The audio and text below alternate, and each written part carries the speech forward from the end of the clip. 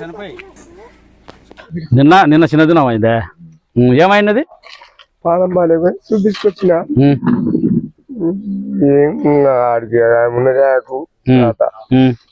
ఇంటిని పానం పోయి ఇంటిని పానం పోయి కడపైన పెట్టుకున్నది పానం పోయి చూసి ఒకసారి చూస్తే బాగానే ఉన్నది మరోసారి చూస్తే ఇంకా అయిపోయింది. నేనే పాప లేకపోయినా ఇంతవరకు కూడా మనం అక్కడ సాయం చేయడానికి వచ్చినప్పుడు కన్నా శివలది మిషన్ అడిగిండే గుర్తుందే మీకు? ఆ శివలో మిషన్ అడిగిన తెచ్చిస్తా అని చెప్పింది. అంతలోనే ఇట్లా అయింది. కానీ అంత ప్రాబ్లం ఏంటంట మన ఆరోగ్య ప్రాబ్లం ఏంది? పానం బాగాలేకపోయినా కడుపు ఇవి పట్టుకుపోయినాయన్న అన్ని చూపించుకొచ్చిన అడిగైనా చూపించుకొస్తే తక్కువ. హాయ్ ఫ్రెండ్స్, ఇక ఈయన ఇది చిన్నమ్మాయి మండల్ కాలూరు గ్రామం. ఈయన పేరు వెంకటస్వామి.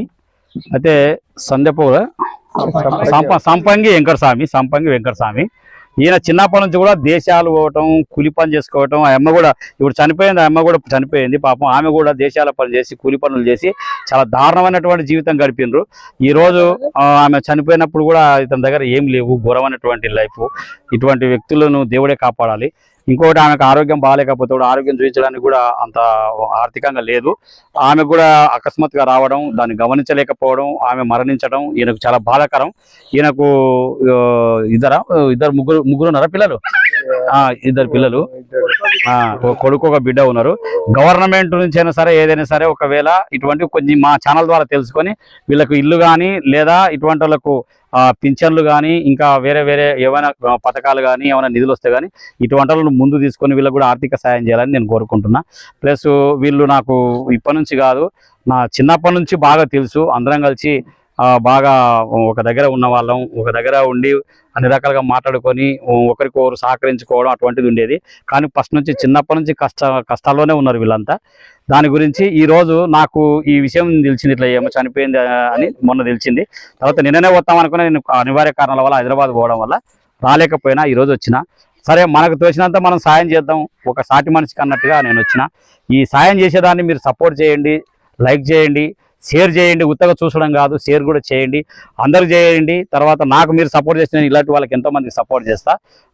అట్లా ఉన్నదంట. అయితే ఇప్పుడు మొన్న చనిపోయింది కదా, మరి ఇప్పుడు ఎవరైనా వచ్చిన రైడ్కి నీకు ఏమైనా హెల్ప్ చేయడానికి ఇట్లా రాలేదు? ఓకే, రైట్, సరేలే. నా వంతు సాయంగా వేరే వాళ్ళు ఏమైనా చేసిందో లేదో తెలియదు, కానీ నేను నా వంతు సాయంగా నేను చేయడానికి వచ్చిన. ఏమంటావు? మీరందరూ మంచిగా ఉండాలని కోరుకుంటున్నా. వీళ్ళందరూ నాకు బంధువులు లాంటి వాళ్ళు. ఓకేనా? మీరంటే నాకు చిన్నప్పటి నుంచి నువ్వు ఎట్లా ఉన్నావు అంటే అట్లా ఉన్నాం. తర్వాత మన ఇద్దరం కలిసి ఆటలు కూడా వేసినాం, గుర్తుంది కదా? ఆటల్లో కూడా నా పక్కన ఉన్న వ్యక్తి ఆల్రెడీ చాలా మంచిగా ఏదో అన్యోన్యంగా ఉన్నటువంటి వ్యక్తులం కాబట్టి ఈరోజు చాలా బాధాకరం. ఇటువంటి దాన్ని నేను కూడా చాలా బాధాకరంగా ఫీల్ అయ్యి ఈరోజు రావడం జరిగింది. వీళ్ళంతా కూడా ఇక్కడ ఉన్న వాళ్ళంతా కూడా నాకు ఒక బంధువులతో సమానం. ఇది నేను జీవితాంతం ఇదే ఒక పనిగా పెట్టుకొని వీళ్ళందరినీ కాపాడడానికి, ఆకలి ఆపదికి కులం లేదన్న దాన్ని ఒక నినాదంగా చేసుకొని ఈరోజు ఇటువంటి వాళ్ళ కోసం నాకు తోచినంత సహాయం చేయడానికి నేను వచ్చిన బ్రదర్. ఇంకా బాబు, నువ్వేం పని చేస్తావు? పెయింటింగ్ పని చేస్తావా? సరేలే, మీరు అంతా ఈయనే ఉంటారు కదా? ఈయన ఉంటారా? హైదరాబాద్లో ఉంటారా? సరే, మీ అమ్మ చనిపోయినప్పుడు లేవు కదా? బాగా ఇబ్బందుల్లో ఉన్నారేమో అప్పుడు. సరే,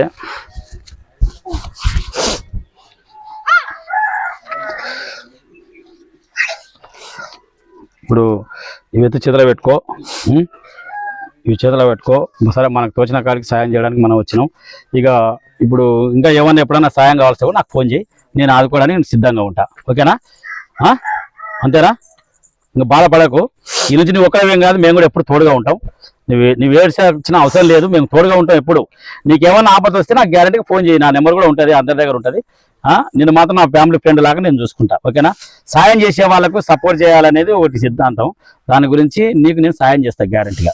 ఎవరు చేసినా చేయకుండా నేనైతే నేను చేస్తా, కాపాడుకుంటా, ఓకేనా.